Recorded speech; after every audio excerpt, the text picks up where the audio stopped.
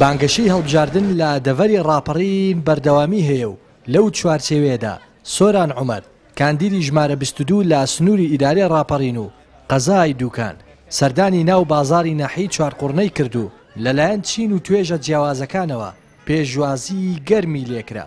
هاوڵاتیان پاڵپشتی خۆیان بۆ کاندیدەکەی کۆمەڵ دەربڕی و دەڵێن با نوێنەری ڕاستەقینەی خۆیانی دەزانن. ئەمڕۆ وەکو سەنتەری پەرپێدانی لاوان ئۆفیسی ڕانەویستمان چالاکێکی مەیدانی لەگەڵ کاندیدی کۆمەڵی ئیسلامی ژمارە 22 لە بازنەی چوار سلێمانی چالاکێکی مەیدانیمان هەبێ ڕاستە خۆ بچینە ناو خەڵکی کۆنتاکتمان لەگە خەڵکی داوێ بە تایبەتی گەنجان و لاوان ئەوەی جێگەی دڵخۆشی بوو بەلای ئێمەوە ئەوەیە کە خەڵکێکی زۆر بە گەرم و گوڕیەوە پێشوازیان لێکردین بە تایبەتی گەنجان و لاوان و ئومێدی زۆریان بە کاک سۆران عومەر بوو. تاکە ئەندام پەرلەمان بووە کە لە ناو پەرلەماندا جێی نەبووە لەبەرەوەی هەڵوێستی نەگۆڕاوە، ینی لەسەر ڕای خۆی سوور و لە قسەقسەکانی خۆی سووروە دیفاعی زۆر لە بورچە و بژێوی خەڵک و ژان و گوزەرانی ئەو خەڵکە کردووە لە هەموو ڕووەکانەوە. هیوایەکی زۆر هەیە ئینشاڵڵا لە ئەو منتیقەی بۆ ئەوی دەگەڕێتەوە کە کاک سۆران پیاوێکی مەرد و بوێر و ڕاستگۆیە داکۆکەری مافەکانمانە چ لە پەرلەمانی کوردستان بێت چ لە پەرلەمانی عێراق بێ.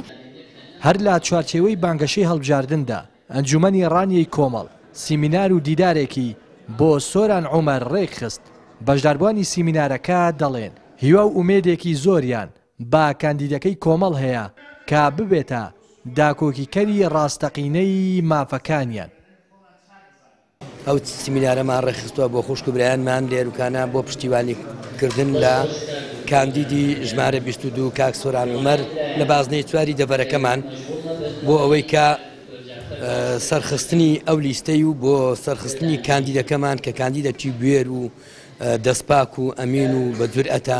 کاک سۆران عومەر کە لە ڕابردوودا لە پەرلەمانی کوردستان بووە بۆتە جێگای ئومێدی خەڵک و بەڕاستی سەلماندوویەتی کە پەرلەمانتارێکی بوێر و بە هەڵوێست بووە هەمیشە لەبەرەی خەڵک بۆ و داکۆکی لە مافەکانی خەڵک کردو. بەڕاستی کاندیدی هەموو خەڵکە نەک کاندیدی کۆمەڵی دادگەری بەڵکو و کاندیدی هەموو کەسێکە کە مافی دەنگدانی هەیە بۆ لەبەرەوەی کە ئەو داکۆچی کردووە لەسەر هەموو حەق و مافەکانی سەرجەم خەڵکی بەبێ جیاوازی. لە میانی وتەیەکیدا بۆ ئەنجومەنی ڕانیەی کۆمەڵ سۆران عومەر وتی ئەوانەی کە ناڕازین لا دەسەڵات فرسەتێکی گەورەیە کە سزای گەندەڵکاران و ستەمکاران بدەن با دەنگەکانیان. ئەوانەی 30 ساڵە حکومڕانیان بە فێڵ کردووە بە دزی کردووە بە گەندەڵی کردووە بە زەبری پارە کردووە دڵنیابن هەڵبژاردنیش دەیانەوێ هەر بەو جۆرە بەرنەوە. ئەوە خەڵکی کوردستانە دەبێ یەکەم لە ماڵەکانیان نەمێننەوە و بڵێن دەنگدان هیچ نییە. دەنگدان هەڵوێستی تۆیە لەسەر ئەوەی کێستەمکارە سزای بدەی کێ گەندەڵکارە دژی بی کێش چاکە خوازە و لەگەڵ تۆیە پشتیوانی بکەی. گۆڕانکاریش بەو جۆرە دروست نابێ ئەو پێی وابێ هەر زۆرینەیە و ئەوە تا خەڵک هەر دەنگی پێدا و با ئێمە هەر هاوار بکەین. خەڵکی ناڕازی نابێ پاشەکشە بکە.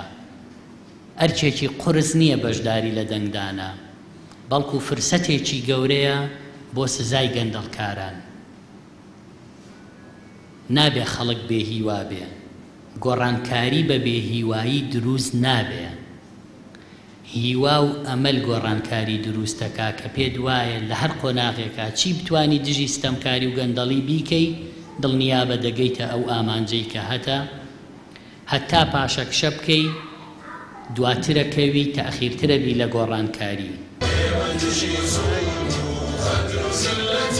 کۆمەڵی دادگەری کوردستان بۆ هەڵبژاردننی ئەنجومەنی نوێنەرانی عێراق کە ڕۆژی 10 مانگی داهاتوو بەڕێوە دەچێت با 5 پاڵێوراو کە کەسانی دیار و ڕاستگۆ و خاوەنی مێژوویەکی پڕشنگدارن بەشداری دەکات. لە دەڤەری ڕاپەڕینەوە ڕێناس ئەرسەلان کەناڵی پەیام.